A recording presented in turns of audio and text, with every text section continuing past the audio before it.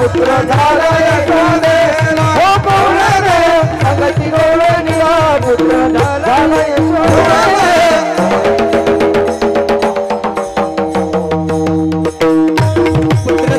यशोदेला गवळणा सांगती गवळणीला कंठी धरिला कृष्णमणी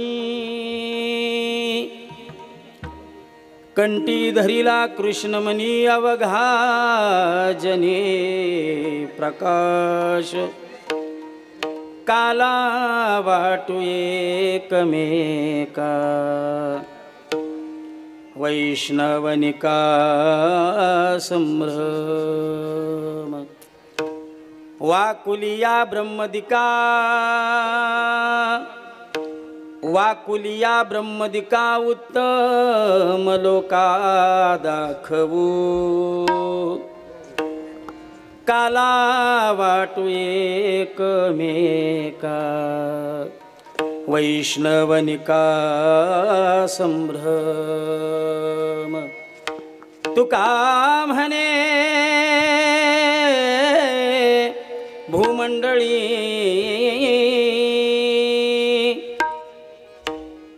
तुका म्हणे भूमंडळी आम्ही बळीवीर गाढे काला वाटू एकमेका वैष्णवनिका संभ्रम विढाल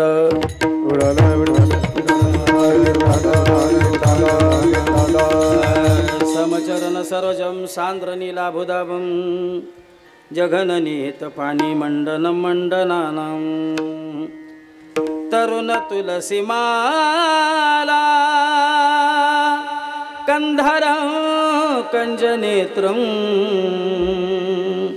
सदय धवलहासं विठ्ठलं चिंतयामि जोडोनिया कर चरणी ठेवी तो माता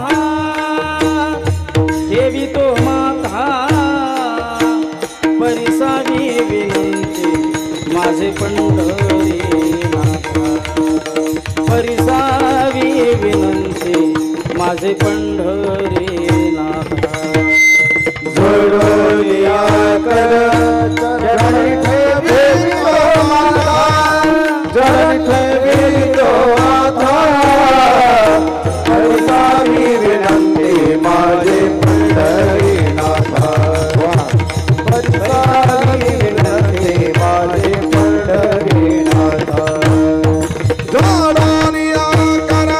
चरणी ठेवी तो माता ठेवी तो माता परिसावी विनंती परिसावी विनंती माझे पंढरी नाथा जोडोनिया कर चरणी ठेवी तो माता ठेवी तो माता परिसावी विनंती परिसावी विनंती पंढरी नाथा पंढरी नाथा नमो ज्ञानेश्वरा नमो ज्ञानेश्वरा निवृत्ती उदारा सोपान देवा मुक्ताबाई नमो त्रिभुवन पावनी आदत्रेय जननी देवाची वसुदेव सुतं देवकंस चानूरमर्दनं देवकी परमानंदं कृष्णं वंदे जगद्गुरु नमो सद्गुरु तुकया ज्ञानदीपा नमो सद्गुरु सच्चिदानंद रूपा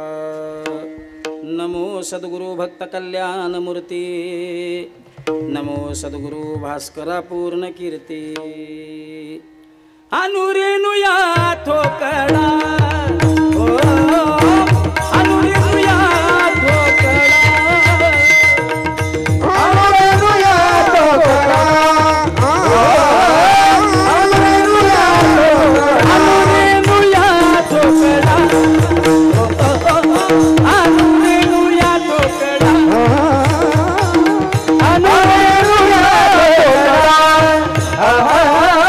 अनुरेनुया ठोकडा तुका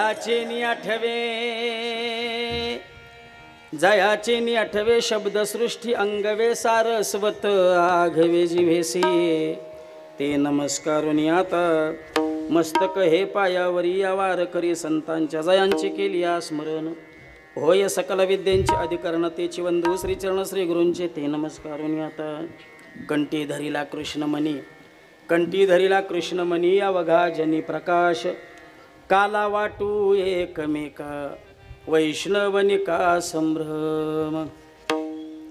प्रस्तुत प्राप्त प्रसंगी कीर्तनरूपी सेवेकरिता निवडलेला अभंग विश्वमान्य विश्वभूषण विश्वधिकारी विश्वप्रिय चिन्मय स्वरूप असणारे स्थित प्रज्ञ साधू मराठी मनावर अधिराज्य करणारे जगविख्यात महात्मा आणि वारकरी संप्रदायाच्या विशाल वटवृक्षाला लागलेलं गोंडस फळ म्हणजे जगद्गुरू तुकाराम महाराज. या तुकाराम महाराजांचा चारचरणाचा अतिशय उत्कृष्ट अभंग सेवेकरिता निवडलेला आहे. विठ्ठल या अभंगाच्या माध्यमातून जगद्गुरू तुकाराम महाराज काला वाटण्याकरता जीवनामध्ये आपण काय साधना केली त्या साधनेचा विचार जगद्गुरू तुकाराम महाराज या अभंगाच्या माध्यमातून तुमच्या आमच्या समोर मांडतात. अभंगाचा भावार्थ करण्यापूर्वी अल्पसा परिहार. सालाबाद प्रमाणे याही वर्षी मोठ्या आनंदामध्ये उत्साहामध्ये सुरू असणारा हा अखंड हरिनाम सप्ताह ग्रंथराज श्री ज्ञानेश्वरी पारायण सोहळा या रौप्यमोही वर्षातील आजच्या दिवसाचं हे समारोपीय कीर्तन मज पामर असे दिलं याबद्दल प्रथमतः मी समस्त ग्रामस्थ पारायण मंडळाचा आभार आहे. या सर्व पारायण कमिटीच्या माध्यमातून इथं येण्याचा योग आला आणि त्यांच्यामुळं तुम्हा संत मायबापाच्या दर्शनाचा योग आला. संगीतरत्न संगीत अलंकार महाराष्ट्रभूषण भजन सम्राट आदरणीय आमचे भोगुरे गुरुजींच्या दर्शनाचा योग आला. जरा जोरात वाजवा. महाराष्ट्राची बुलेट ट्रेन म्हणून ज्यांना पाहिलं जातं ज्यांच्या हातामध्येच सरस्वती असे विकासजी महाराज बेलूकर महाराजांच्या दर्शनाचा योग आला. तबला विशारद आपले योगेशजी महाराज सुतार महाराजांच्या दर्शनाचा योग आला. ज्यांनी 7 दिवस या ठिकाणी गायनाची साथ गेली महाराष्ट्रातील सुप्रसिद्ध गायनाचार्य भजन सम्राट हरिभक्तीपरायण आमचे अनिरुद्ध बापू नालेगावकर बापूंच्या दर्शनाचा योग आला. महाराष्ट्रातील सुप्रसिद्ध गायनाचार्य हरिभक्तीपरायण भजन सम्राट आमचे माऊली महाराज मुळे महाराजांच्या दर्शनाचा योग आला. खरं तर सगळ्यांची नावं होत होती पण ह्या दोघांची नावं कोणच घेत नव्हतं कारण कीर्तन झाल्यानंतर सगळ्यांना पंक्तीकडे जायची व्यवस्था करायची ती सगळी धावपळ असायची. म्हणून जी खंदे फलंदाज पहिल्यापासून या ठिकाणी उपस्थित होते त्यांचा नाम उल्लेख तसा बऱ्यापैकी राहतच होता गुरुजी. पण आमचा सप्ताहच या दोघांच्यावर होता. योगेश महाराज असतील आमचे माऊली मुळे असतील आमचे बापू असतील. या कीर्तन सेवेकरता आवर्जून उपस्थित महाराष्ट्र राज्य वारकरी महामंडळ सातारा जिल्हा अध्यक्ष आदरणीय आमचे साप्ते दादांची या ठिकाणी उपस्थित आहे. महाराष्ट्रातील युवा कीर्तनकार हरिभक्तीपरायण आमचे संदीप महाराज गुरव हरिभक्तीपरायण आमचे ऋषिकेश महाराज भोयटे आमचे रोहित महाराज टिपरी अशी बरीच कीर्तनकार लोक बरीच गायक वादक लोक या ठिकाणी आवर्जून उपस्थित आहेत. आमचे किरण महाराज माने आबा असतील. कोणाचा तरी नामोल्लेख केल्यानंतर कोणाचा तरी नामोल्लेख नक्कीच राहणार आहे आणि तो दोष लागू नये म्हणून इथे जेवढे काही बाहेरगावाहून आलेले जेवढे काही गायक वादक कीर्तनकार असतील सगळ्यांच्या चरणावरती प्रणिपात करतो.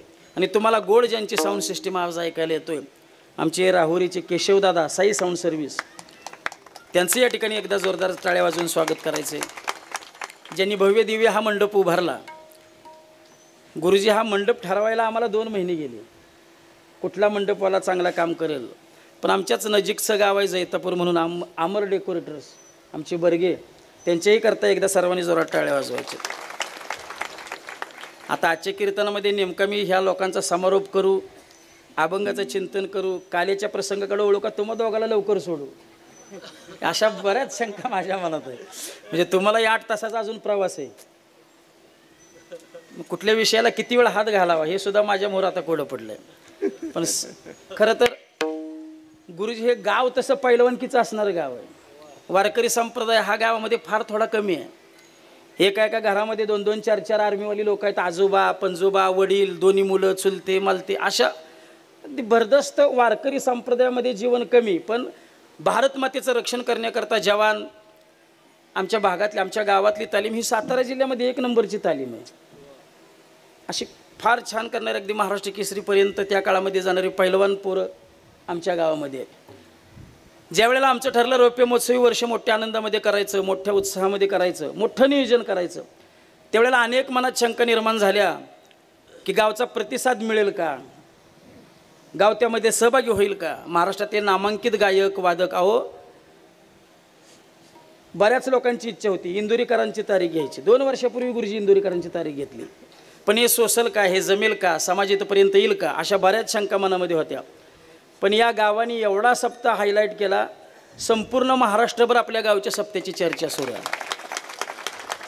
सगळ्या पश्चिम महाराष्ट्राकडे, या महाराष्ट्राचं या सप्त्याकडे लक्ष आहे. इथं वाजवायला कोण येतं आहे, इथं गायला कोण येतं आहे, इथे कुठले कुठले कीर्तन करायत, किती लोकांना अन्नदान केलं जातं आहे. 5 ते 10 हजारापर्यंतचं इंदुरीकरांच्या दिवशी 11,000 लोकांची बैठक व्यवस्था या ठिकाणी झाली. म्हणजे आम्हाला सप्ताह कमिटीला अपेक्षेपेक्षा जास्त चांगल्या पद्धतीचा उत्स्फूर्त प्रतिसाद या गावकरींच्या माध्यमातून मिळाला आणि चांगल्या पद्धतीचा सप्ताह झाला. म्हणजे यामध्ये सगळ्यांचं समाधान झालं. वयोवृद्ध लोक होती त्यांना बऱ्यापैकी चिंतन ऐकायला मिळालं, हरिपाठ काकडा भजन ऐकायला मिळालं. तरुण पोरं होती त्यांची इच्छा होती इंदुरीकरांचं कीर्तन व्हावं, इंदुरीकरांचंही कीर्तन झालं, त्यांच्याही इच्छा मनातल्या पूर्ण झाल्या. काही गावामध्ये जवान लोक होती त्यांची इच्छा होती सैनिकावर बोलणारा एखादा कोणतरी वक्ता असावा. मग अक्रूर महाराज साखरे वगैरे पुरुषोत्तम पाटील ही सैनिकावर बोलणारे कीर्तनकार, त्यांचं त्यांनी काम करून गेले. सैनिकही लोक आमच्या गावातली खुश झाली. आम्ही माहेर वाशिनींचा कार्यक्रम ठेवला. जवळजवळ 650 ते 650 साड्या खणानाळाला ओटी भरून आम्ही माहेर वाशिनींचा सत्कार केला. माहेर वाशिनी आमच्या इतक्या खुश झाल्या गुरुजी, अगदी किती सांगू मी सांगू, कुणाला इथनं सुरुवात झाली ती झिंगाटपर्यंत सुरुवात, इथंपर्यंत आमच्या माहेर वाशिनी खुश झाल्या. आणि माहेर वाशिनी खुश झाल्या त्याच्यापेक्षा आमच्या सासूर वाशिनी त्याच्याहीपेक्षा खुश झाल्या, कारण 7 दिवस स्वयंपाकाची कटकट नाही, घरात कोणाला स्वयंपाक नाही, सगळ्यांनी मंडपात जायचं आणि भोजन करायचं. म्हणजे सगळ्या लोकांचं समाधान करण्याचं काम या सप्ताह कमिटीने केलं. एकदा सप्ताह कमिटी करता सर्वांनी जोरात टाळ्या वाजवायच्या. 7 दिवस यांनी सगळी कामधंदा सोडून, गुरुजी ही सप्ताह कमिटीतली लोक सगळी उद्योगधंद्यातले आहेत, नोकरी व्यवसाय, कारण आमच्या पश्चिम महाराष्ट्रामध्ये व्यवसाय आणि उद्योगधंदा याच्याहीपेक्षा नोकरीकडे जास्त लक्ष दिलं जातं. ही सगळी नोकरी करणारी लोक आहेत, पण 7 दिवस संसारावर पूज्य ठेवलं आहे आणि 7 दिवस या ठिकाणी सप्ताहाच्या धर्ममंडपामध्ये काम करतायत. मग ज्याने कोणी देणगी दिली असेल, ज्याने कोणी झाडून लोटून काढला असेल, ज्याने कोणी पत्रिका चिटकवली असतील, या सर्वांकरता एकदा सर्वांनी जोरात टाळ्या वाजवायच्या.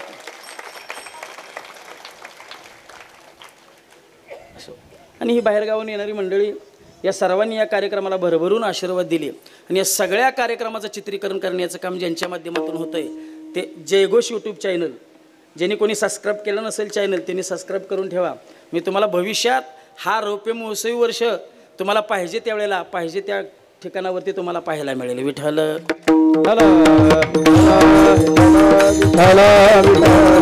आजचं हे समारोपीय कीर्तन माझ्याकडे आलेलं आहे. वारकरी संप्रदाय हा काल्याला महत्त्व देणारा संप्रदाय आहे. वारकरी संप्रदायामध्ये काला हे एकदम सर्वोच्च आणि टोकाचं पद आहे. त्याच्या पलीकडे जाऊन कोणतंही पद शिल्लक राहत नाही. म्हणून वारकरी संप्रदायातील प्रत्येक उत्सवाची सांगता ही काल्याच्याच कीर्तनाने होत असते. मग तो उत्सव 1.5 दिवसाचा असू द्या, 3 दिवसाचा असू द्या, 7 दिवसाचा असू द्या अथवा चातुर्मासाचा असू द्या, वारकरी संप्रदायातील प्रत्येक उत्सवाची सांगता ही काल्याच्याच कीर्तनाने होत असते. म्हणून काला हे वारकरी संप्रदायातील एकदम सर्वोच्च आणि टोकाचं पद आहे, अतिशय महत्त्वपूर्ण. जेवढा महत्त्वपूर्ण तेवढाच दुर्लभ असणारा असा हा काला आहे.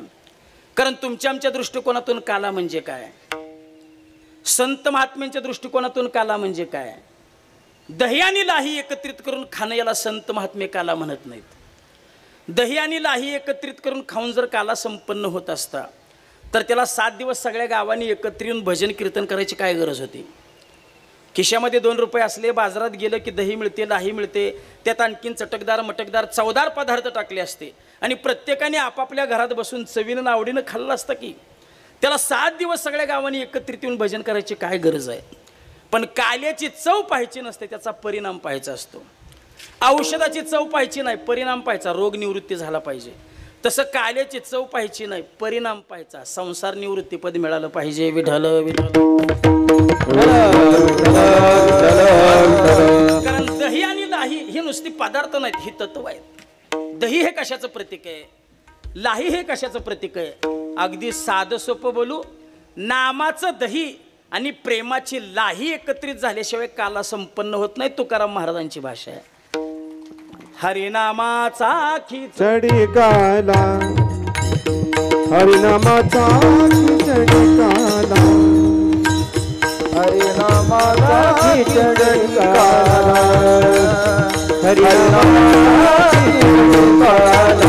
हरिनामाचा नामाचा खिचडी काला, हरिनामाचा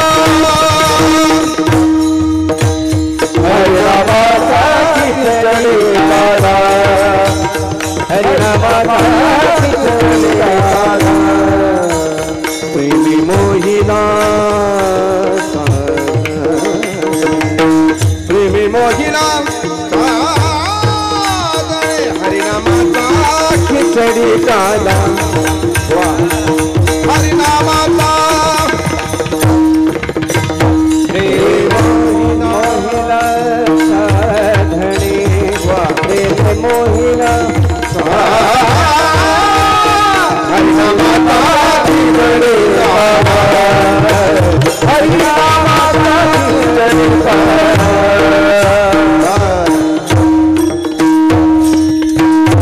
हरिनामाचा खिचडी काला, प्रेमी मोहिला साधने. काला संपन्न होण्याकरता नाम आणि प्रेम या दोन्ही गोष्टी एकत्रित याव्या लागतात, तरच काला संपन्न होतो, अन्यथा काला संपन्न होत नाही. मग नाम आणि प्रेम या दोन्ही गोष्टी जर काला संपन्न होत असेल तर या दोन्ही गोष्टी दुर्लभ आहेत. म्हणून काला सुद्धा तेवढाच दुर्लभ आहे. नाम मुखाला येणं म्हणजे काय वाटतं इतकी सोपी गोष्ट आहे काय? राम म्हणायला काय लागतंय? राम म्हणायला काय लागतंय?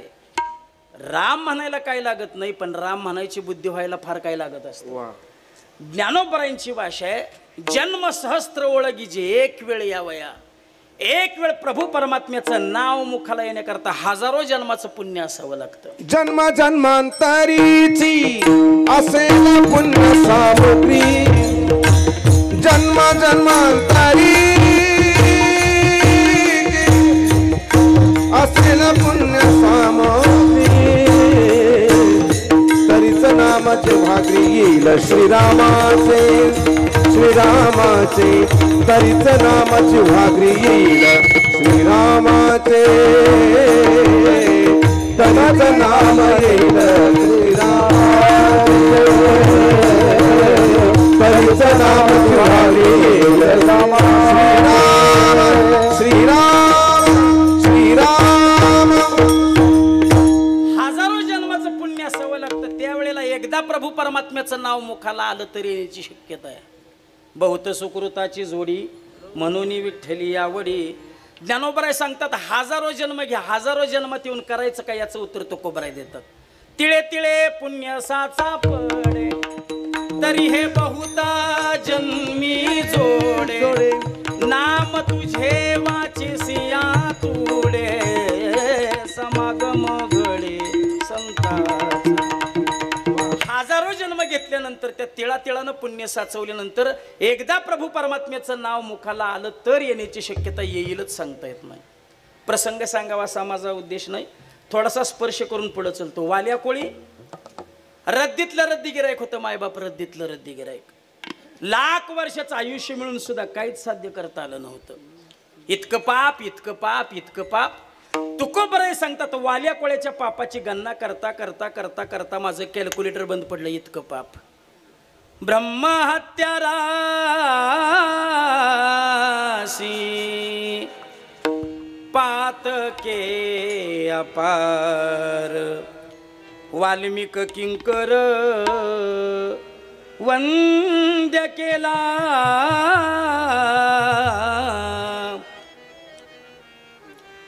ब्रह्महत्या राशी पातके अपार. अपार शब्दाला संख्याशास्त्रात स्थान नाही. इतकं पाप. रोज एक ब्राह्मण मारायचा, त्याच्या नावचा राई एवढा खडा घ्यायचा आणि रांजणात टाकायचा. असे किती रांजण भरले होते बाबा? किती? 7 ब्राह्मण, बामण नाही. आता त्यांचे सुद्धा 3 प्रकार पडतात, ब्राह्मण, बरामन आणि बामण. एकादशी करतो पण सांगतो पण. ब्राह्मण इथं असतील तर ब्राह्मणच असतील नाही का. एकादशी फक्त सांगतो, करीत नाही. बरामन आणि सांगतही नाही आणि करतही नाही. सध्या त्यांचीच भरती जास्त आहे. बोलणं सोपं आहे ना, काय लागतंय बोलाय? सांगणं सोपं आहे महाराज, काय लागतंय सांगा? मुलांनी कुत्र मारलं कुत्र. मुलाचे आई वडील भटजी काकांच्या आले, काका मुलांनी कुत्र मारलं. काका म्हणले वाईट आहे हो. मुलाचे आई वडील म्हणले वाईट आहे, आम्हाला कळलं, प्रायचित्त बोला. काकांनी पंचांग काढलं, 2-3 पानं उलटी सुलटी केली आणि काकांनी सांगितलेला पंचार्ग विधी करावा लागेल. मुलाचे आई वडील म्हणले पंचार्ग विधी म्हणजे नेमकं काय करायचं? काका म्हटले 5 महायज्ञ कुंड करायचे. 5 महायज्ञ कुंड करता 5 गावची 5 ब्राह्मण बोलवायची. 5 जोडपीत यज्ञ कुंड करता बसवायची. प्रत्येक जोडप्याजवळ 5-5 किलो गावरणी तूप द्यायचं आणि 5व्या दिवशी प्रत्येक ब्राह्मणाला 5-5 ग्रॅमचं सोन्याचं कुत्र बनवून द्यायचं. ऐकणाऱ्याला उलटा घाम सुटायला लागला. पोरग जवळ बोलवलं, काय गरज होती का कुत्र मारायची? आता किती खर्च वाढला, हे परवडलं का आपल्याला? कशाला कुत्र मारलं बरं? पोरग म्हणलं बाबा आम्ही 2 तास कुत्र्याला दगड मारली, आमच्याच्यानं कुत्र मेलं नाही. शेवटचा दगड याच काकांच्या पोरांनी मारलाय म्हणे.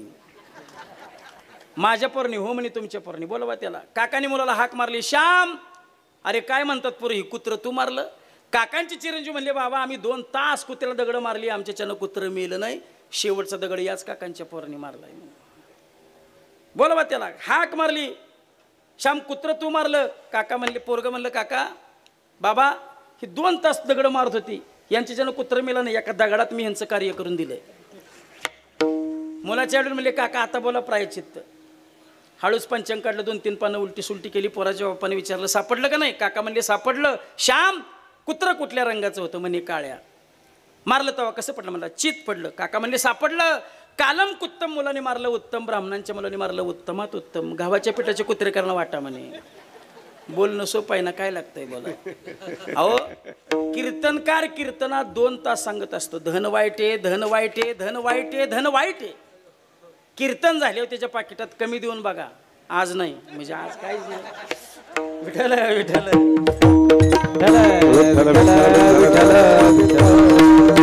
कोणी जातीवंत ब्राह्मण होता, पण त्याला मासे पकडायचा छंद असल्यामुळे परकालामध्ये जातीत विभागणी झाली.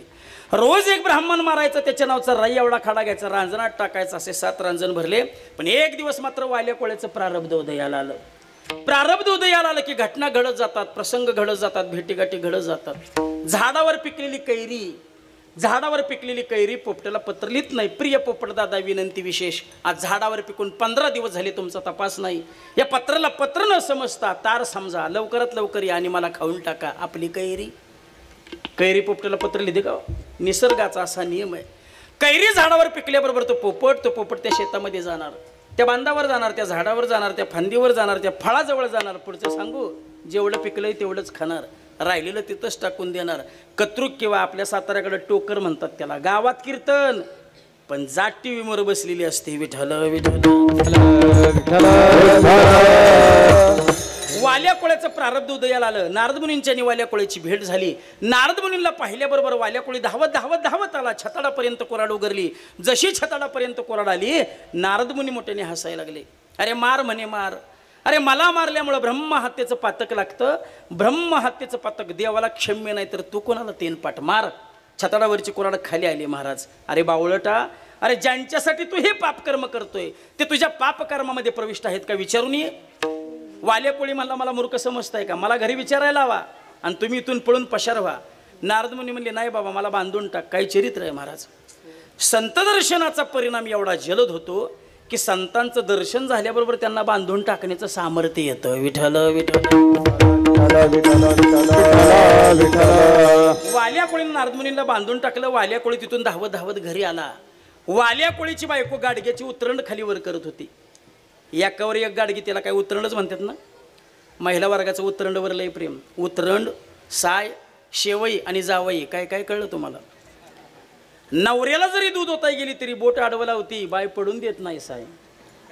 शेवईवर लय प्रेम. मागच्या वर्षीच्या शिल्लक असल्या तरी यंदाच्या करीलच. हाताच्या नाही पण पायाच्या, ह्या पाटाच्या केल्याशिवाय राहत नाही. 12-13 वर्षापूर्वी माझ्याकडे 4 व्हीलर नव्हती. एसटीचा प्रवास होता. ड्युटीवरून 5ला सुटलो, 6ला साताऱ्याच्या स्टँडवर पोचलो. इस्लामपूर गाडी लागली, पण प्रचंड गर्दी.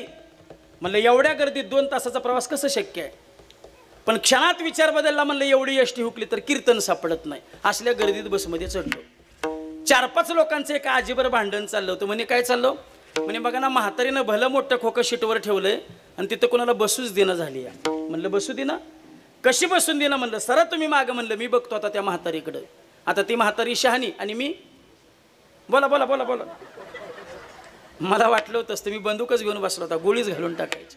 आजीला म्हणलं खोकं उचल, म्हातारी म्हणली उचलत ना. म्हणलं खोकं उचल, म्हणली उचलत ना. म्हणलं कंडक्टर नाव सांगीन. म्हातारी म्हणली परिवहन मंत्र्याला का सांगणस पण खोकं उचलत ना. म्हणलं एवढं काय घेऊन चालली त्यात. म्हणली शेवया. म्हणलं कोणाला. म्हणली जावयाला. म्हणलं ते बनवत नाही का. म्हणजे त्याला बनवायची आवड नाही. म्हणलं फुकटची चेंदायची बरी आवड आहे. साय शेवई जावयानी उतरणवर महिला वर्गाचं लय प्रेम. वाल्या कोळ्याची बायको गाडग्याची उतरण खालीवर करत असताना वाल्या कोळ्याच्या बायकोच्या बोटाला विंचू चावला महाराज. विंचू चावल्यानंतर मिळणारा आनंद तुमच्या ह्या रौप्य मोसई वर्षाचा जसा आनंद नाही महाराज. काय आनंद आहे. वाल्या कोळ्याची बायको ठाणाला बोंबा मारत होती. तेवढे तिथं वाल्या कोळ्याला, अगं मी जे पापकर्म करतोय त्या पापकर्मामध्ये तू प्रविष्ट आहेस का. वाल्या कोळ्याच्या बायकोनं वाल्या कोळ्याला दिलेलं उत्तर वाल्या कोळ्याला परमार्थाच्या वाटेवर घेऊन गेलं. मायबाप, मी जे पापकर्म करतोय त्या पापकर्मामध्ये तू प्रविष्ट आहेस का. वाल्या कोळ्याची बायको म्हणली 2 तास बोटाला विंचू चावलाय, वेदना असह्य झाल्यात, एवढ्या अर्ध्या वेदना वाटून घेता का. वाल्या कोळी म्हणला अगं वेडे, वेदना कशा वाटून घेता येतील. मग म्हणली पाप कसं वाटून घेता येईल. तुझं तू केलंयस, तुझं तू भोग. मी तुझ्या घरी आले नाही, मला तू घेऊन आलास. माझं पोट भरणं तुझं काम आहे. याकरता तू पाप करतोस पुण्य करतोस याच्याशी मला काही देणं घेणं नाही. बायको घरी येत नाही महाराज, तिला आणावी लागते. पुन्हा एकदा बोलू, बायको घरी येत नाही, तिला आणावी लागते. नाना तुमच्या वेळेला असंच होतं का. नवरदेव पुढं चालायचं, नवरी मागं चालायची. आता सगळं उलट झालंय. आता नवरी मोरत चाललेली असते आणि ही दुबळं तिच्या मागं चाललेलं असते. एकदा का अक्षदाचा तडाका बसला की बस तेरे सिवा मेरा इस दुनिया में कोई नाही. तू सांग आत्ता आई बाप घरातनं बाहेर काढतो, तू सांग सगळ्या भावकीवर भांडण करतो, पण तू धोका देऊ नकोस. तू जर धोका दिला तर ट्रॅक्टर खाली उडी मारण्याशिवाय पर्याय नाही. काय त्यांची वाक्य, काय त्यांच्या कविता. मी तुझे नाव वाळूत लिहिले, पाण्याने वाहून गेले. मी तुझे नाव हवेत लिहिले, वाऱ्याने उडून गेले. आता मी तुझे नाव माझ्या हृदयात लिहिले, आटेक येऊन मर की.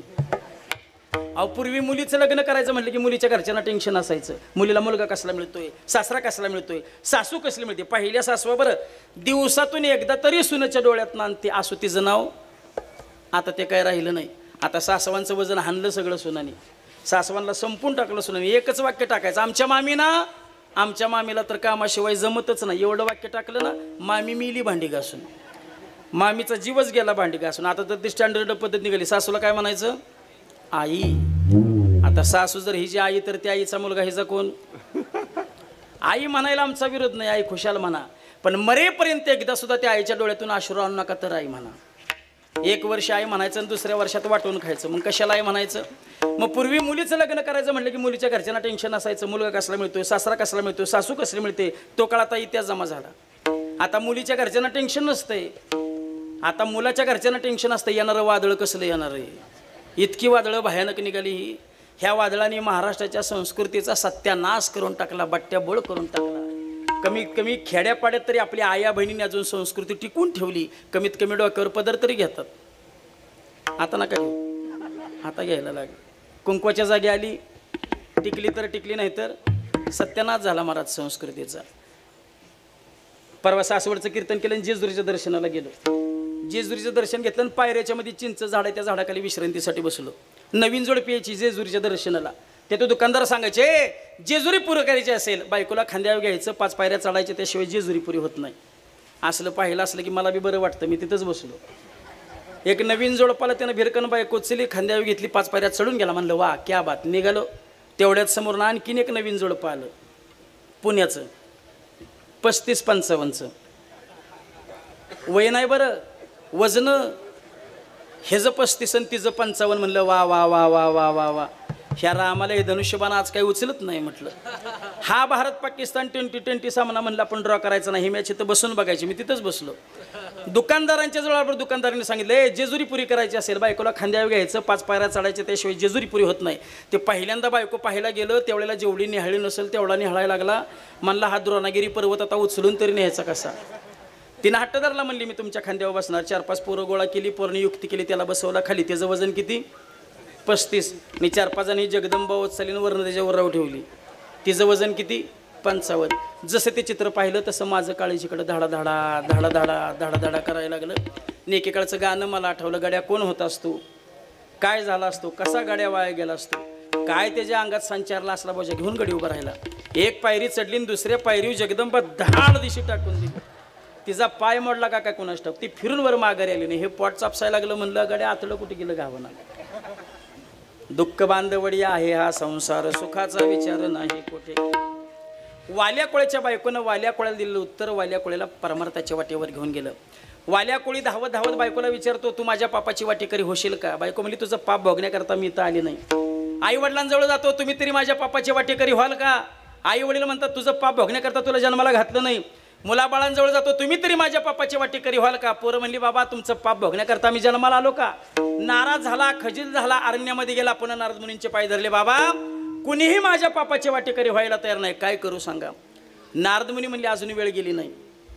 परमार्थाची वेळ कधी जात नाही. शेवटच्या श्वासापर्यंत काळ वेळ नाम उच्च. प्रपंचाची वेळ निघून जाते. वयाच्या 25व्या 30व्या 35व्या वर्षापर्यंत विवाह करणं योग्य आहे. आमिर खान सारखा 60व्या वर्षी होतो पण शोभत नाही. परमार्थाची वेळ कधी जात नाही. अजून वेळ गेली नाही. रामनामाचं भजन कर.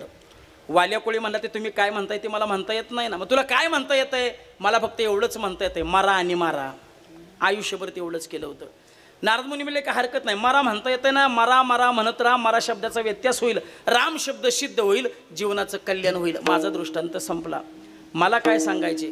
वाल्या कोळी धावत धावत घरी जातो. बायका पोरांना मुलांना सांगतो, माझ्या पापाच्या वाटेकरी व्हाल का? वाटेकरी म्हणताना त्याला र शब्दाचा उच्चार करता येतोय. माझ्या म्हणताना त्याला म शब्दाचा उच्चार करता येतोय. मग ज्याला र म्हणता येतोय आणि ज्याला म ही म्हणता येतो त्याला राम म्हणता येऊ नये. अहो, ज्याला मरातला राम म्हणता येतो त्याला रामातला राम म्हणता येऊ नये. मरा आणि राम शब्दाची जर आलटापालट केली तर काय आहे? मग वाल्या कोळ्याला मरा म्हणायला येत होतं, राम म्हणायला येत नव्हतं. का? तर मरा म्हणायला पुण्य लागत नाही, राम म्हणायला पुण्य लागतं. आणि ते पुण्य वाल्या कोळ्याजवळ नव्हतं म्हणून त्याला राम म्हणता येत नव्हतं. विठ्ठल ते वाल्या कोळी रामायण महाभारत फार जुनं झालं महाराज. मी तुम्हाला चालू घडीतलं उदाहरण सांगतो. चालू घडीतलं म्हणजे आपल्या गावातलं म्हणजे आजचं म्हणजे मंडपातलं. मंडपाच्या बाहेर सुद्धा जात नाही. कीर्तनकार 2 तास विठ्ठल विठ्ठल म्हणत असतो. सगळी गाणारी टाळकरी मंडळी 2 तास विठ्ठल विठ्ठल म्हणत असतात. ज्या विण्याच्या 5ही तारा विठ्ठल विठ्ठल म्हणत असतात. हार्मोनियम सप्तस्वरामध्ये विठ्ठल विठ्ठल म्हणत असते. ज्याची दोन्ही तोंड चांबड्याचे तो पकवास दोन्ही बाजूनी विठ्ठल विठ्ठल म्हणत असतो. पण बसलेल्या पैकी कुणाला म्हणू वाटत नाही. हीच नामाची दुर्लभता आहे. विठ्ठल विठ्ठल. आता म्हणून काय उपयोग आहे? मी सांगायच्या अगोदर जर तुमच्या मुखातनं नाम आलं असतं तर मान्य केलं असतं की नाम सोपं नाही. नाम मुखाला येणं म्हणजे वाटकी इतकी सोपी गोष्ट नाही. नाम दुर्लभ. तसंच प्रेम दुर्लभ. माणूस नेहमी दुसऱ्यावर प्रेम करतो ना, ते कधी दुसऱ्यासाठी करत नाही बरं, स्वतःसाठीच करतो. आणि माणूस नेहमी स्वतःवर प्रेम करतो, ते सुद्धा दुसऱ्यासाठी करत नाही, स्वतःसाठीच करतो. कोण विनाकारण आपल्यावर प्रेम करायला मोकळा आहे? या जगाच्या पाठीवर एकच वर्ग असा आहे, तो आमच्या संतांचा आहे, जो विनाकारण आपल्यावर प्रेम करतो. ऐशी कळवळ्याची जाती करीना भाविना प्रीती. एकमेव वर्ग संतांचा जो विनाकारण आपल्यावर प्रेम करतो. तुम्ही मला काय सांगायला लागला महाराज? आमचं अख्खं घर आमच्यावर प्रेम करतं, आमची बायको आमच्यावर प्रेम करते, आमचे आई वडील आमच्यावर प्रेम करतात, आमची मुलं आमच्यावर प्रेम करतात. पण तुम्हाला खरं सांगू, तुम्ही भल्या मोठ्या भ्रमात आहात, फार मोठ्या भ्रमात आहात.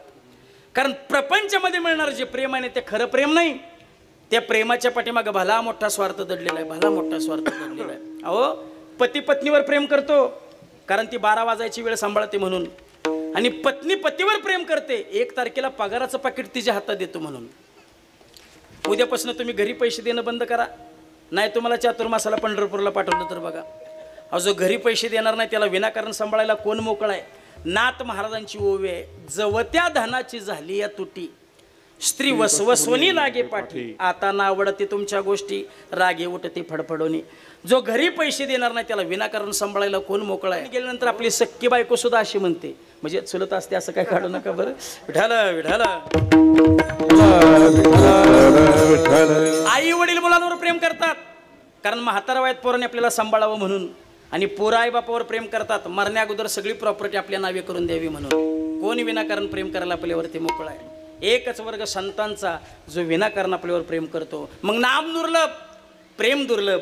आणि या 2 गोष्टी जर काला संपन्न होत असेल तर काला सुद्धा तेवढाच दुर्लभ. किती दुर्लभ? संपूर्ण दशमस्कंदामध्ये त्याचं वर्णन आलंय. काला एवढा दुर्लभ आहे, भगवान परमात्म्याने काला किती वेळा केला? एकदाच केला. पण टीकाकारांनी त्याच्यावर अशी टीका केली, देवाने काला एकदा केला असं म्हणू नका. टीकाकारांनी त्याच्यावर टीका अशी केली, काला एवढा दुर्लभ आहे, कर्तुम अन्यथा कर्तुम असणारा भगवान परमात्मा, त्या देवाला सुद्धा काला एकदाच करता आला. काला एवढा दुर्लभ आहे. पण माझ्या बुद्धीने याच्यावर जर बोलायचं म्हटलं तर एकदाच का केला, और एकदाच केलेला अजून संपला नाही, दुसरा करायची गरजच नाही. रासक्रीडा एकदाच झाली, एकदा झालेली अजून संपली नाही, दुसरी करायची गरजच नाही. काला एकदाच देवानी केला, एकदा केलेला अजून संपला नाही. महाराष्ट्रामध्ये एकादशीने ठराविक जर दिवस सोडले तर रोज कुठे ना कुठेतरी काला संपन्न होतोय. विशेष हा लाभ संत संगे विशेष लाभ संत संगे विशेष लाभ संत संगे विशेष लाभ तुका म्हणे काला वैकुंठी दुर्लभ तुका म्हणे काला वैकुंठी दुर्लभ तुका म्हणे काला वैकुंठी दुर्लभ तुका म्हणे काला वैकुंठी दुर्लभ तुका म्हणे काला वैकुंठी दुर्लभ. हा वैकुंठी दुर्लभ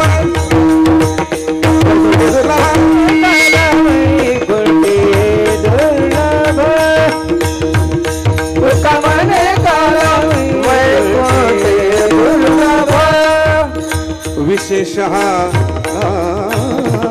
संत संगे विशेष लाभ संत संगे विशेष लाभ संत संगे न लागे हिंदने मुंडने ते काही न लागे हिंदने मुंडने ते काही विशेष लाभ संत संगे विशेष लाभ संत संगे विशेष लाभ संत संगे न लागे हिंदने मुंडने ते काही न लागे हिंदने मुंडने ते काही विशेष लाभ संत संगे.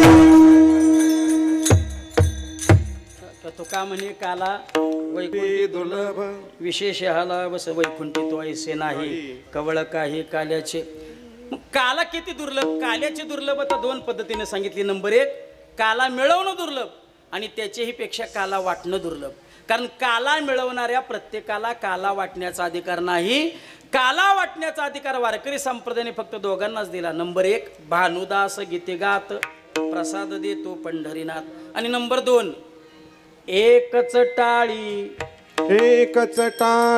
झाली चंद्र भागे वाळवंटी चंद्र भागे वाळवंटी एकच टाळी झाली चंद्र भागे वाळवंटी चंद्र भागे वाळवंटी एकची टाळी झाली चंद्र भागे वाळवंटी हो चंद्रभागे वाळवंटी एकच टाळी झाली चंद्रभागे वाळवंटी चंद्रभागे वाळवंटी. टाळी माझा ज्ञान राजा गोपाळासिला या वाटी माझा ज्ञान राजा गोपाळासिला या वाटी माझा ज्ञान राजा गोपाळासिला या वाटी माझा ज्ञान राजा गोपाळासिला या वाटी. नमदेवा कीर्तन करी पुढे देवनाथ पांडुरंग पुढे देवनाथ पांडुरंग नमदेवा कीर्तन करी पुढे देवनाथ पांडुरंग पुढे देवनाथ पांडुरंग.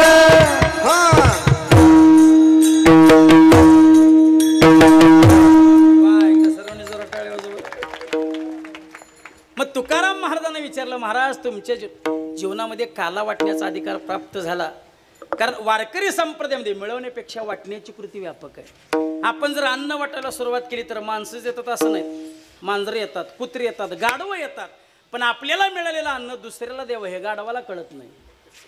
सेवितो हा रस वाटितो अनेका घ्या रे हो नकारानं भरे. मग तुकाराम महाराजांना प्रश्न केला, महाराज तुमच्या जीवनामध्ये काला वाटण्याचा अधिकार तुम्हाला प्राप्त झाला, याकरता तुम्ही जीवनामध्ये कोणती साधना केली? अभंगाचं पहिलं चरण. कंठी धरेला कृष्ण मणी, कंठी धरेला कृष्ण मणी, कंठी धरेला कृष्ण मणी, कंठी धरेला कृष्ण मणी, कंठी धरेला कृष्ण मणी, कंठी धरेला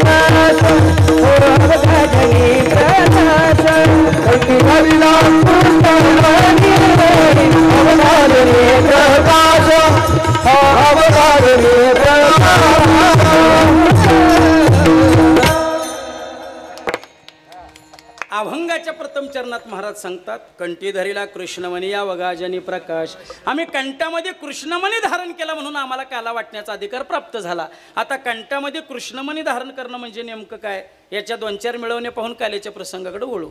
महाराज म्हणतात आम्ही कंठामध्ये कृष्णमणी धारण केला. कंठामध्ये कृष्णमणी धारण करणं म्हणजे काय, तर नंबर 1 आम्ही सतत कृष्ण परमात्म्याचं भजन केलं. दिनरजनी हाची धंदा गोविंदाची पोवाडे. इतकं भजन केलं, इतकं भजन केलं, इतकं भजन केलं. मायबाप महाराज विठ्ठल विठ्ठल म्हणतील यात नवल नाही. महाराजांनी पायदळी तुडलेली माती सुद्धा विठ्ठल विठ्ठल बोलत होती. महाराजांनी किती भजन केलं असेल. माझी मजा झाली अनावरवाचा छंद या नामाचा घेतला असे माझ्या मनाला गोछंद. इतकं भजन केलं म्हणून आम्हाला काला वाटण्याचा अधिकार प्राप्त झाला. नंबर 2 कंठामध्ये कृष्णमणी धारण करणं म्हणजे नेमकं काय, तर महाराजांचा अजून एक अभंग आहे, कंठी कृष्णमणी नाही अशुभती वाणी. आम्ही आमच्या वाणीनं कधीच अशुभ बोललो नाही. आम्ही आमच्या वाणीनं कधीच जगाच्या अकल्याणाचं बोललो नाही. नेहमी बोललो ते चांगलं बोललो म्हणून आम्हाला काला वाटण्याचा अधिकार प्राप्त झाला. एक व्यक्ती उठून म्हणला, काय सांगायला लागला महाराज, तुमचे तुकाराम महाराज, तुमचे म्हणजे आमचे म्हणजे आपले, कधीच वाईट बोलले नाहीत. गाता बघा महाराजांनी कितीतरी गात्यात शिवे दिल्यात. मी त्याला म्हणलं, बाबा महाराजांनी दिलेली शिवी ज्याला वाटतं ना मला दिली त्याचाच उद्धार होतो म्हणलं, दुसऱ्याचा होत नाही. कारण महाराजांनी दिलेली शिवी सुद्धा ओवी आहे आणि आपण म्हटलेली ओवी सुद्धा असं म्हणू नका. जेवढा समाज परमार्थापासून लांब चालला तेवढे शब्द महाराजांनी कठोर केले. किती सांगू तरी नाही कती बटकीचे पुढे शिंदळीचे रडतील, काय माय गेली होती. महाराजांनी दिलेली शिवी ज्याला वाटतं ना मला दिली त्याचाच उद्धार होतो, दुसऱ्याचा होत नाही. महाराज म्हणतात आम्ही सतत जगाच्या कल्याणाचं बोललो म्हणून आम्हाला काला वाटण्याचा अधिकार प्राप्त झाला. तिसरी मिळवणी पाहायला गेलं, कंठामध्ये कृष्णमणी धारण करणं म्हणजे काय, तर नामाचा विचार सोडून द्या, वर्णाचा जर विचार केला तर कृष्ण म्हणजे काळा. आम्ही गळ्यामध्ये काळा मणी धारण केला. आता काळ्या मण्याचं महत्त्व आपल्याला नाही कळणार, काळ्या मण्याचं महत्त्व यांना विचारा. ज्याच्या नावची काळ्या मण्याची पोती घालते आपलं संपूर्ण जीवन आपल्या कुळगोत्राचा घरादाराचा आईवडिलांचा त्याग करते आणि आपलं संपूर्ण जीवन त्या पतीच्या चरणावरती समर्पित करते.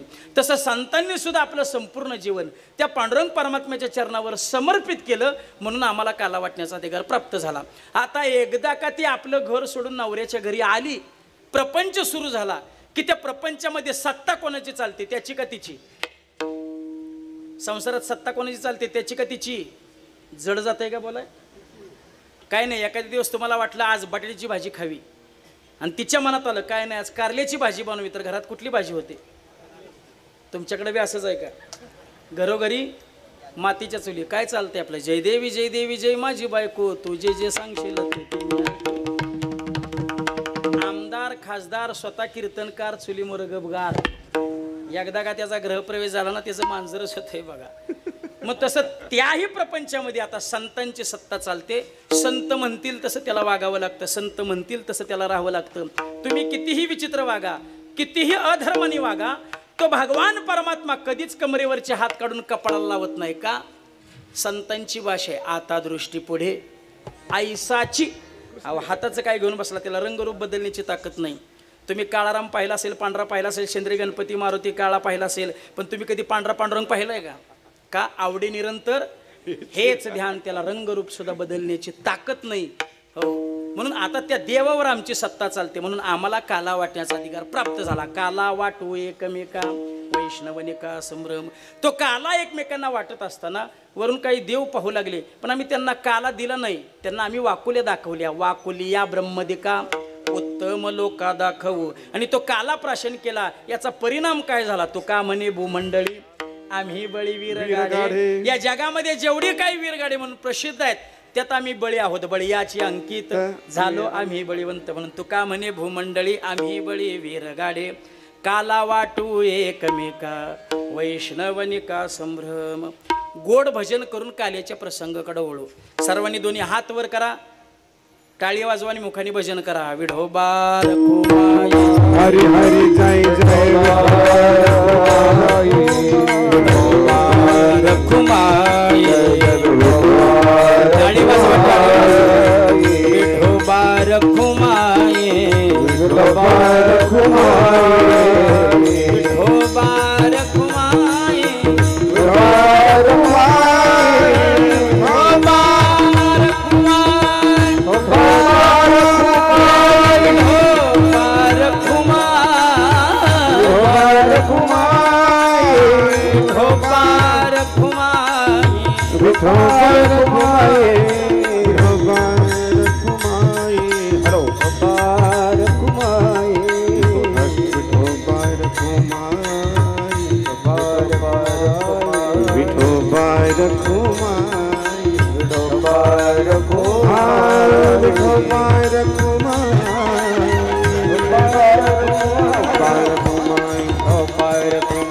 जय श्री राम. अपार कुमाई अपार कुमाई अपार कुमाई अपार कुमाई अपार कुमाई अपार कुमाई मंडली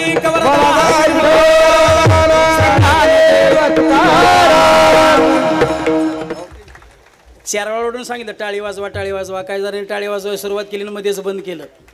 काही जणांनी पाठीमागे धक्का सुद्धा लागून घेतला नाही. ती म्हणत असतील तो किती बिकर वटवट आम्ही निबरगट ते निबरगट. एवढी लोकांनी बरगड झाले, तेवढी लोकांनी बरगड झालेत. सातारच्या बाजारात एक आजीबाई पिरू खायला बसली. पिरू एक पोरगा आला, आजीच्या नजर चुकीने पिरू चला खिशात घातला आणि चुरून उचलून घेऊन निघालं. आजीनं ओळखलं पोरगा पिरू चुरून उचलून घेऊन निघालाय. आजीबाई भर बाजारात त्या पोराच्या पाठी गेली. भर बाजारात त्याचं छताड धरलं, पायातली चप्पल काढली, इतका मारला इतका मारला इतका मारला, चप्पलीचे 2 तुकडे झाले. मग त्याला सोडला. आमचे नाना तिथं होते. नाना म्हणले गाड्या 5 रुपयाचा पेरू, आणि 5 रुपयाच्या पेरवासाठी एवढ्या समाजात इज्जत घालवायची काय गरज होती का? ते म्हणलं हो, आपलं काय गेलंय म्हणला, तिची चप्पल तुटली म्हणला. इतकी लोकांनी बरगड. एकदा सर्वांनी दोन्ही हातवर करा, गोड भजन करू. विठोबा रखुमाई विठोबा रखुमाई कुंडली कवरदार विठ्ठल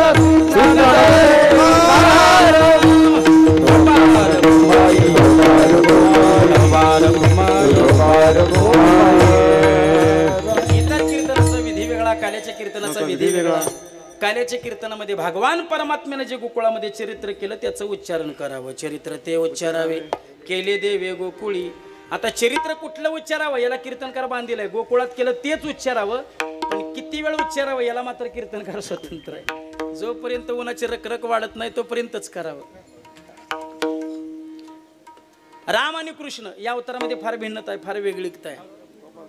प्रभू रामचंद्रांचा अवतार हा उन्हाळ्यामध्ये झाला. भगवान कृष्ण परमात्म्याचा अवतार हा पावसाळ्यामध्ये झाला. प्रभू रामचंद्र दुपारी 12 वाजता जन्माला आले, अवतार आले. भगवान कृष्ण परमात्मा रात्री 12 वाजता जन्माला आले, अवतार आले. प्रभू रामचंद्र राजवाडामध्ये जन्माला आले. भगवान कृष्ण परमात्मा जेलमध्ये, बंदीखान्यामध्ये, तुरुंगामध्ये जन्माला आले. प्रभू रामचंद्र एका आईबापाच्या पोटी जन्माला आले. भगवान कृष्ण परमात्मा 2-2 आईबापाच्या पोटी जन्माला आले. प्रभू रामचंद्र एक वचनी, एक बाणी, एक पत्नी. हा बाबा बहुवचनी, बहुबाणी. पुढचं बोलायचं कारणच नाही. एकाने मला विचारलं 16,108च का केल्या? त्याला म्हणलं 9वी मिळाली नाही म्हणून. नाहीतर नाही म्हणायचं कारणच नव्हतं. प्रभू रामचंद्र ज्या वेळेला जन्माला आले त्यावेळेला निळ्या वर्णाचे जन्माला आले आणि भगवान कृष्ण परमात्मा ज्या वेळेला जन्माला आले त्यावेळेला काळ्या वर्णाचे जन्माला आले, काळ्या रंगाचे जन्माला आले. आणि काळ्या रंगाचे एक वैशिष्ट्य सांगतो तुम्हाला, तुम्ही जर वेगवेगळ्या प्रकारच्या वेगवेगळ्या कलरच्या वेगवेगळे कलर वापरून जर सुंदर रांगोळी काढली आणि त्या रांगोळीवर जर काळा कलर ओतला तर काय होतं? रांगोळी पुसली जाते. का तर काळा रंग दुसऱ्या रंगाला वर येऊन देत नाही. तुम्ही जर रामायण पाहिलं तर जेवढं महत्त्व रामाला तेवढंच लक्ष्मणाला, तेवढंच भरताला, तेवढंच सीतामाईला, तेवढंच रावणाला, तेवढंच बिभीषणाला, तेवढंच हनुमंताला. पण तुम्ही भागवत पहा, कृष्णाशिवाय कोणालाच महत्त्व नाही. का? काळा रंग आहे, दुसऱ्या कोणाला वरच येऊन दिलं नाही. विठ्ठल विठ्ठल. प्रसंग तुम्हाला माहित आहे, देवकी वसुदेव लग्नाची वरात, आकाशवाणी कंसा यांचा 8वा पुत्र तुला ठार करेल, खडग तलवार घेऊन अंगावरती मारण्याकरता धावून गेला. वसुदेवाने तलवार धरली, हिचा 8वा पुत्र तुला ठार करेल ना, जेवढी काही मुलं होतील तुझ्या स्वाधीन केली जातील, ही बहीण आहे तुझी, कशाला स्त्रीची हत्या करतो? दोघांना बंदीखान्यामध्ये ठेवलं. पहिला पुत्र जन्माला आला, ठरल्याप्रमाणे वसुदेवाने ते लेकरू घेतलं, कंसाच्या हाती दिलं. पण कंसाने विचार केला 8वा ठार करणारे हा तर पहिला आहे आणि हा आपला भाचा आहे, बाल हत्या कशाला करावी? तेवढ्या तिथं नारद मुनी आले, म्हणले कंसा चुकतोयस, 8वा ठार करेल, पण वरून 8वा का खालून 8वा हे माहीत नाही, कदाचित हा सुद्धा 8वा असू शकतो, याला जिवंत ठेवू नको, याला ठार करून टाक. का तर कंसाच्या पापाच्या घाडा लवकर भरावा आणि भगवान कृष्ण परमात्म्याचा अवतार लवकर व्हावा. पहिले 6 पुत्र ठार केले, 7वा पुत्र योगमायनी रोहिणी उदरी नेऊन ठेवला. आणि मग अष्टमी तिथीला तो भगवान परमात्मा 8 वर्षाची मूर्ती प्रगट झाली. देवकी म्हणली, देवा ते वात्सल्य व्हाय, देवा तुम्ही लहान व्हा, एवढ्या करता तुमची सेवा केली नाही, देवा तुम्ही लहान व्हा. मग भगवान परमात्मा लहान झाले. देवकीला वसुदेवांना आनंद झाला, पण त्या आनंदामध्ये दुःखाचं विरजन पडलं. जणी कंसाशी कळेल, माझ्या बाळाशी मारेल. पहिले 6 पुत्र ठार केले, तसेच याही पुत्राला तो ठार केल्याशिवाय राहणार नाही. पण देव म्हणले, काळजी करू नका, मी मारायला आलो नाही, मी मारायला आलोय. हळूच वसुदेवाच्या कानात सांगितलं, नंदाच्या घराला, नंदाच्या घराला मजले गोकुळा, मजले गोकुळा, हा मजले गोकुळा,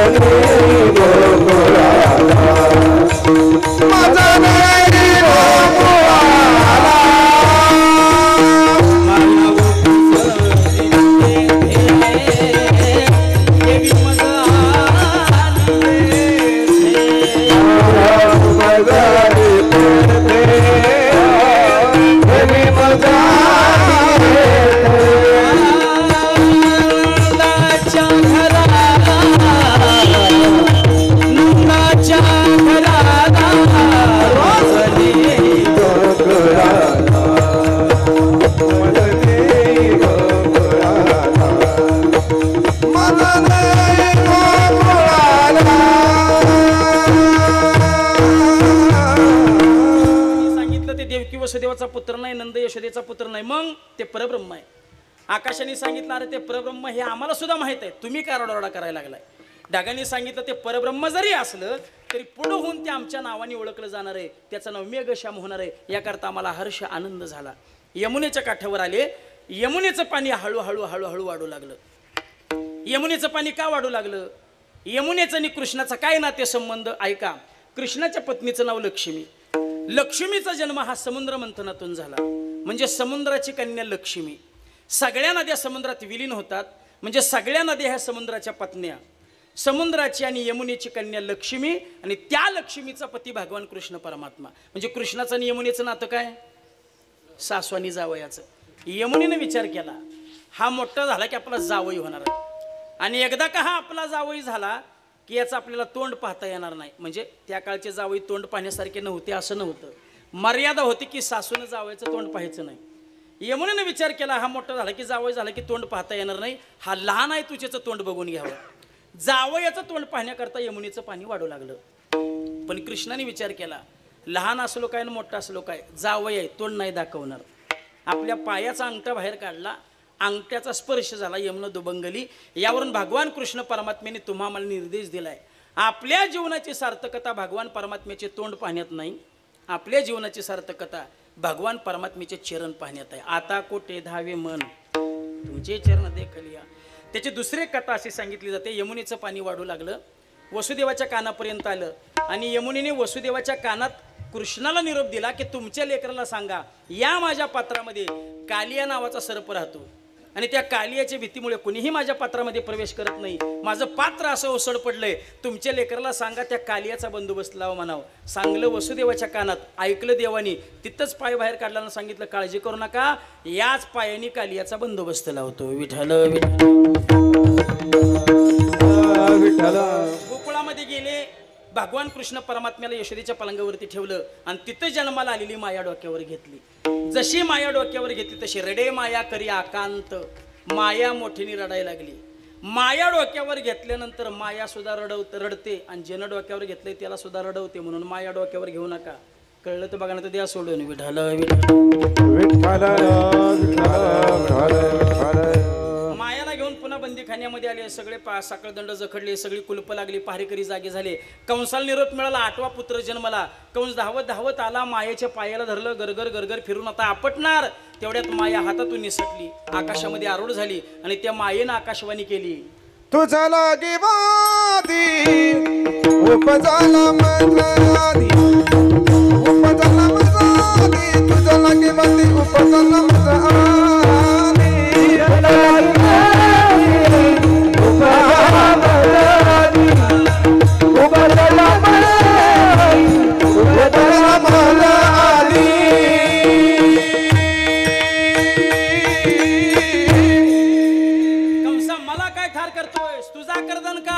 माझ्या अगोदर गोकुळामध्ये जन्माला आलाय. पहाटे पहाटे एक गवळण यशोदेच्या खोलीमध्ये झाडलोट करण्याकरता गेली आणि यशोदेच्या पलंगावरती भगवान कृष्ण परमात्म्याला पाहिलं आणि धावत धावत वाड्याच्या बाहेर आली. मोठीने ओरडू लागली, आजी सुनते हो, नंद जी के घर में एक बेटा पैदा हुआ है. नंद घरा नंद भयो जय कन्हैया लाल की. नंद घरा नंद भयो जय कन्हैया लाल की. भगवान कृष्ण परमात्मा गोकुळामध्ये अवतरला आलेत. गोकुळामध्ये कृष्ण अवतरला आलेत. काय त्या गोकुळातली अवस्था असेल तुम्हाला वाटतंय का नाही? भगवान कृष्ण जन्माला आले, त्या गोकुळामध्ये सगळे गायला लागले, नाचायला लागले, उड्या मारायला लागले. तुम्हाला वाटतंय का नाही नाचावं? उठून उभं राहा ज्याला वाटतंय त्यांनी नाचावं. नाना कृष्ण अवताराला आलेत, उभं राहा उभं राहा. संधी महाराज उभं राहा. कोणाकोणाला वाटतंय त्यांनी नाचा ना. हा ए नंद घरा नंद भयो जय कन्हैया लाल की. नंद घरा नंद भयो जय कन्हैया लाल की. नंद घरा नंद भयो जय कन्हैया लाल की. नंद घरा नंद भयो जय कन्हैया लाल की. आदि बिन घोड़े बिन बाल की. आदि बिन घोड़े बिन आरती गोपाल की. आदि बिन घोड़े बिन और बिन बाल की. आदि बिन घोड़े बिन आरती गोपाल की. नंद भयो जय कन्हैया लाल की. नंद घरा नंद भयो जय कन्हैया लाल की. नंद घरा नंद भयो जय कन्हैया लाल की. नंद घरा नंद भयो जय कन्हैया लाल की. आला रे आला मुंडकी संभाल ब्रिजवाला. गोविंदा आला रे आला भक्ती संभाळ प्रियमाला. गोविंदा आला रे आला मुंडकी संभाल ब्रिजवाला. गोविंदा आला रे आला भक्ती संभाळ प्रियमाला. किती सांगू मी सांगू कुणाला, किती सांगू मी सांगू कुणाला. आज आनंद झाला, आज आनंदी आनंद झाला, आज आनंदी आनंद झाला, आज आनंदी आनंद झाला. अष्टमीच्या रात्री ग यमुनेच्या काठी गोकुळ अवतरले. थोडा सुगालात नाचू गावतालात पैजण थर थरले.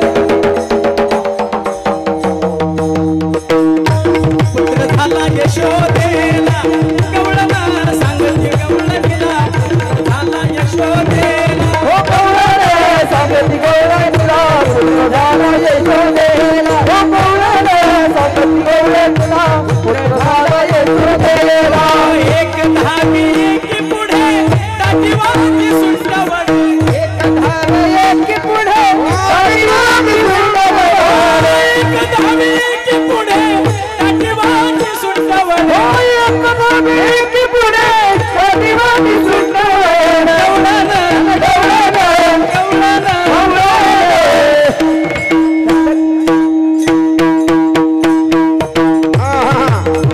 गाडी महाविकास दादा क्या बात ये हो गाडी वाजवा हो.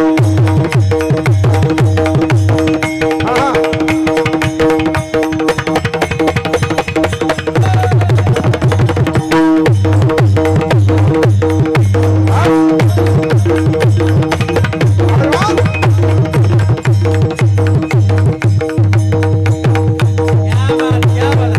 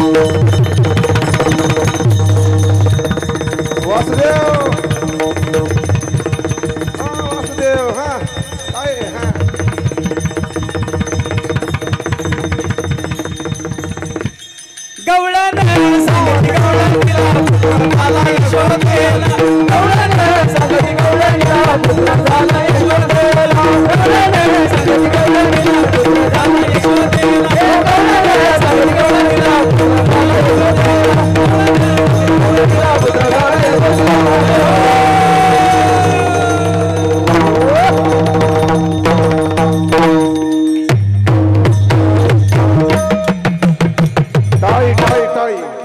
वा विकास दादा वा वा आजचं सगळं पाकिट तुम्हाला आहे ना नाही होय. सगळ्या गोकुळात आनंदाचं वातावरण निर्माण झालं पण कृष्ण गोकुळी जन्मला दुष्टाचळ काप सुटला कोण माझ्या शत्रूला ठार करेल पहिला वेळा उचलला पुतना मावशीने सुंदर स्त्रीचं रूप घेतलं स्थानामध्ये विष भरलं आणि सुंदर स्त्रीचं रूप घेऊन पुतना मावशी यशोदेच्या वाड्यावरती नंदाच्या वाड्यावरती यशोदे कुठे तुझा कृष्ण कुठे तुझा लल्ला कुठे तुझा काना अनोळखी आवाज दरवाजावरील कोण ग तू अगं विसरलीस का काय मी तुझी सक्की मावस बहीण अगं तुला मुलगा झाला कमीत कमी व्हॉट्सअपला स्टेटस ठेवायचं इंस्टाला स्टोरी ठेवायची फेसबुकला टाकायचं कुठं आहे तुझं पोरग यशोदा म्हणली आता कुठं पोरग झोपलंय त्यानं रात्रभर दमवलंय अजिबात त्याला उठवू नको कृष्ण म्हणले पहिलेच गिरायक आलेलं माघारी पाठवायला लागली मी काय झोपाय आलो इथं देवानी रडायला सुरुवात केली तशी धावत धावत पुतना बाळाच्या पाळण्याजवळ आली आणि मारण्याच्या उद्देशानं आलेली पुतना भगवान कृष्ण परमात्म्याला पाहिलं आणि पाहतच राहिली इतकं दिसायला देखणं राजस सुकुमार मदनाचा पुतळा हो नाम है तेरा तारनहार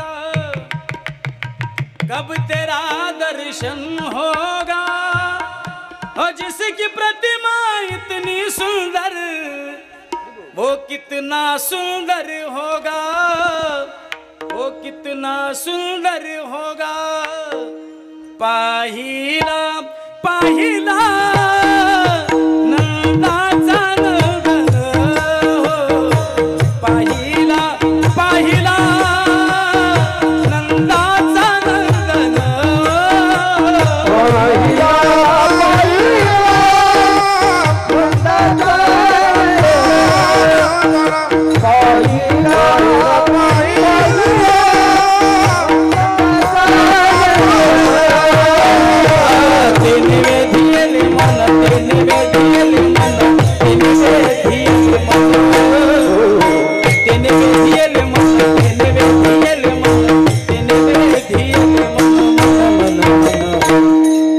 पाहिला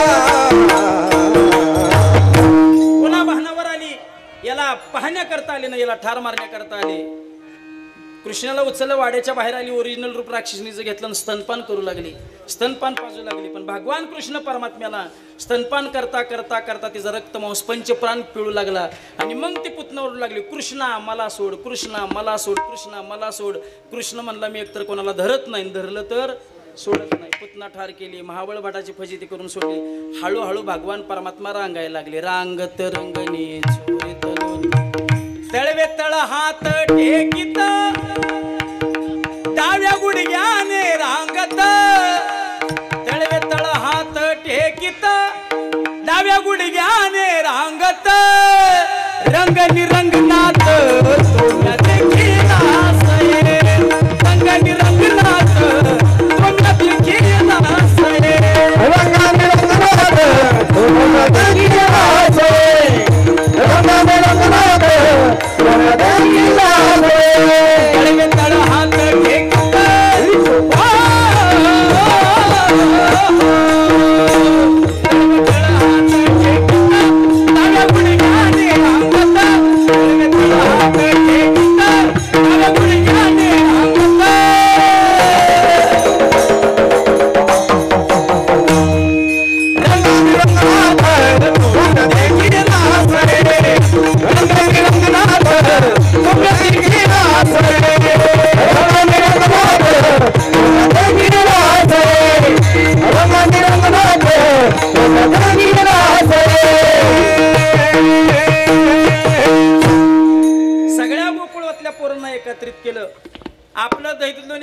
कंसाचे राक्षस जनतेवर अत्याचार करतात पण आजपासून एकही दही दूध लोण्याचा माठ गावामध्ये शिल्लक ठेवायचा नाही चोरी करून खायचं तुमच्या घरी काय पोरांना विचारलं खायला आहे का नाही पोरं म्हणली देवा आमच्या घरी दही दूध लोणी भरपूर आहे पण सगळं जातं डेअरीला काहीच नाही देव म्हणजे काळजी करू नका आजपासून तुम्हाला भरपूर दही दूध लोणी खायला देणार पण चोरी करून खायचं घ्या चोरीची साधनं आता त्या काळात चोरीची साधनं काय AK-47 तलवार चाकू बंदूक मग देवाने सांगितलं बारीक बारीक वाळूचे खडे घ्या वस्त्र गळीत केलेली माती घ्या सराटे घ्या एकाने विचारलं देवा खडे कशाला खोलीत गेल्यावर कळणार कसं माठ कुठं ठेवलाय अंधार असणार सगळीकडे खडे विस्कटायचे जिथं टक आवाज येईल समजायचं डेरा तिथं ठेवलाय मग तिथं जायचं चोरी करायची एकाने विचारलं देवा सराटे कशाला चोरी करताना जर गवळण जागी झाली आणि आपल्या पाठीमागे धाव लागली तर तिच्या पायात सराटे टाकायचे सराटे पायाला टोचले की ती जाग्यावर थांबणार चोरी यशस्वी होणार वाकड्या हुशार होता वाकड्या म्हणला मी काय म्हणतोय देवा त्या जर गवळणीनं पायात पॅरागॉन चप्पल घातली असली तर मग काय करायचं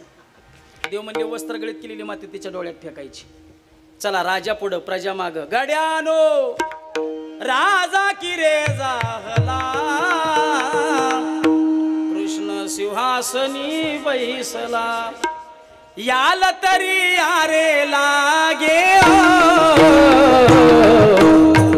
याल तरी यारे लागे याल तरी यारे लागे याल तरी यारे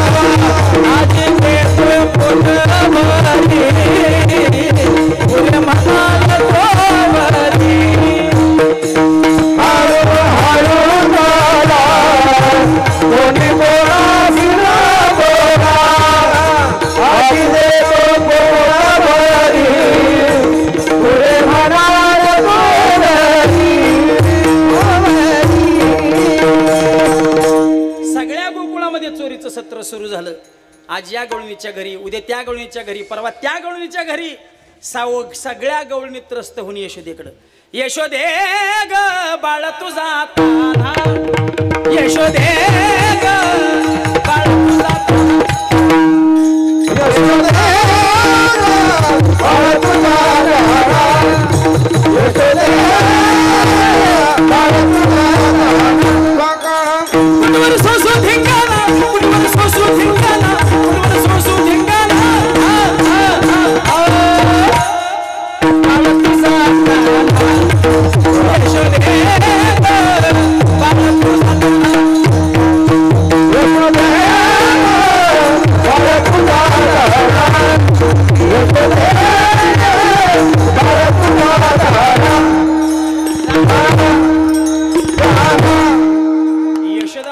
माझं पोरगं वाड्याच्या बाहेरच जात नाही तर तुझ्या घरी चोरी करायला आलं कधी. ते नुसतं चोरी करत नव्हतं, ते यशोदेजवळ सुद्धा असायचं. विठ्ठल जळी स्थळी भरला. पण यशोदा म्हणायची माझ्या घरी काय दैदलोनी कमी आहे का? माझं पोरगं बाळ सगुण गुणाचं ताने गे, बाळ सगुण गुणाचं ताने. महिला बोललेली बोला बोला बोला बोला बोला. बाळ सगुण, हा बाळ सगुण गुणाचं ताने गे, बाळ सगुण गुणाचं ताने. बोला आवाज येत नाही. बाळ दिसतंय गोजिरवाणी गे, बाळ दिसतंय गोजिरवाणी.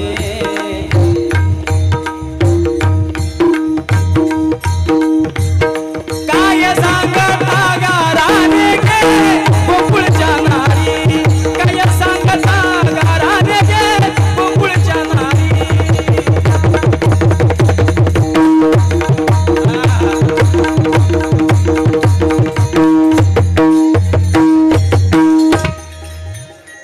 जोपर्यंत मुद्देमाला सकट चोर पकडत नाही तोपर्यंत माझा विश्वास बसणार नाही. एक म्हातारी म्हणली असं काय, येऊ दे माझ्या घरी. एका ठोक्यातच त्या कृष्णाला आडवा करते. त्या म्हातारीचं नाव होतं शांताबाई, चिंचनेर मधली नाही, गोकुळातली. देव म्हणले मला चॅलेंज करते, आज शांताबाईच्याच घरी चोरी करायला जायचं. सगळ्या पोरांना बोलवलं, आज म्हातारीच्या घरी चोरी करायला जायचं. पण पोरं म्हणली देवा सगळ्यांच्या नादाला लाग, पण त्या शांताबाईच्या नादाला लागू नको. नाव शांताबाई पण रोज घरात भांडणाची घाई. ती म्हातारी दिसते तेवढी शहाणी नाही, भला मोठा बोकड दारात बांधते, भलं मोठं कुलूप दरवाजाला लावती. देव म्हणले बोकडाचं आणि कुलपाचं काय भेदा होती, त्याचा बाप आहे. म्हणे चला. रात्री दरवाजावरती आले, सगळ्या पोरांना सांगितलं डोळं झाका. सगळ्या पोरांना डोळं झाकलं. योग मायने जिथं माठ होता त्या खोलीतच घेऊन गेला. काय कुलपाचा बोकडाचा दरवाजाचा संबंधच नाही ना. बरं खा, थोडंफार शिल्लक ठेवा. पोरांनी भरपूर दैदलोनी खाल्लं, शिल्लक ठेवलं, कृष्णाच्या हातात दिलं. कृष्णाने ते शिल्लक राहिलं दैदलोनी शांताबाईच्या दोन्ही सुनांच्या तोंडाला चोळलं, शांताबाईच्या तोंडाला चोळलं. आणि आता म्हणलं डोळं झाका.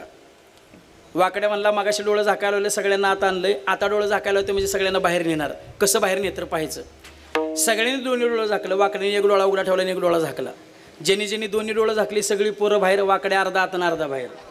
वाकड्या मला देवा मला बाहेर काढ. म्हातारी जागी झाली तर एका काठीच्या ठोक्यात माझा जीव घालवला, मला बाहेर काढ. देव म्हणले माझ्यावर शंका घेशील का?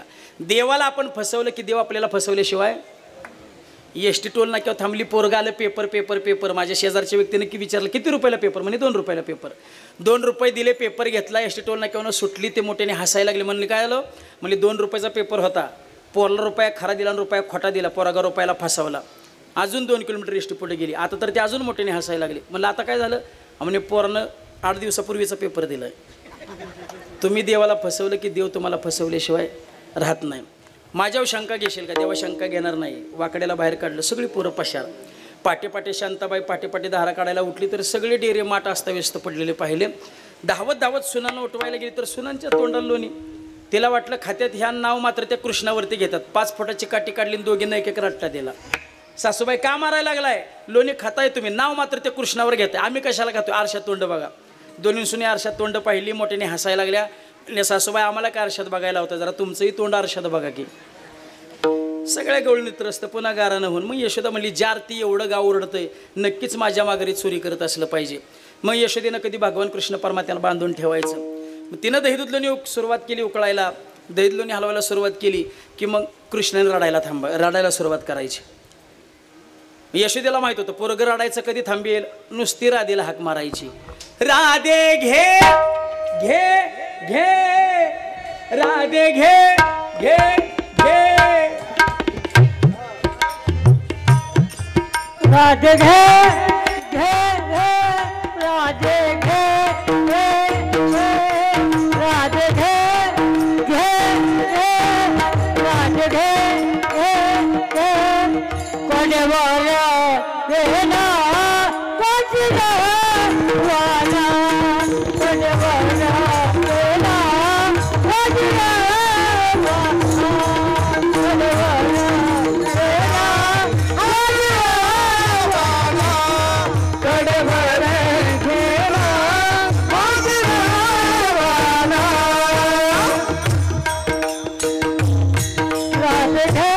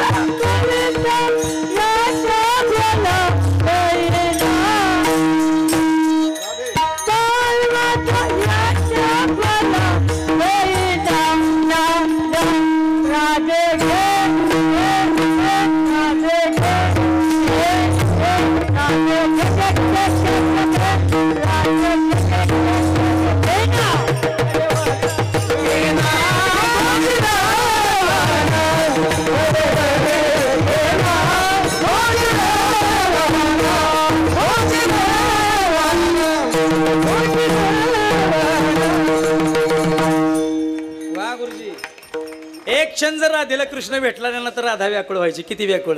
कान्हया रे कान्हया रे कान्हया रे जग जेठी कान्हया रे कान्हया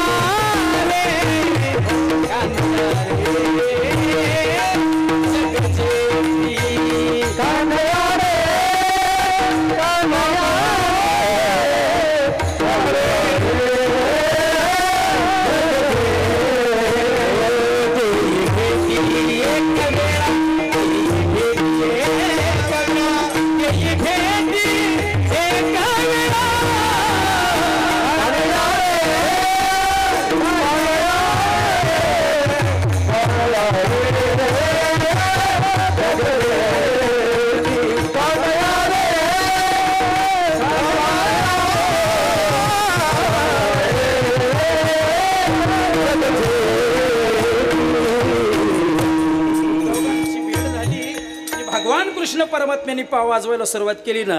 मुरलीवर माझा जीव जडे कसली जीवाला भूल पडे. मग विरह सहन होत नव्हता. अरे कान्हा कृष्ण मुरारी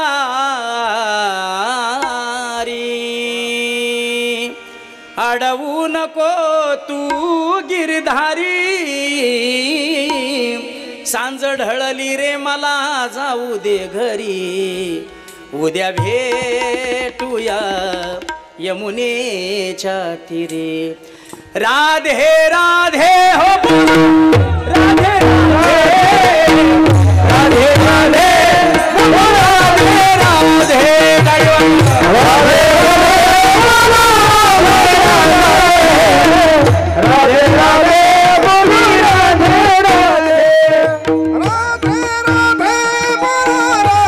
राधे राधे राधे बोलो राधे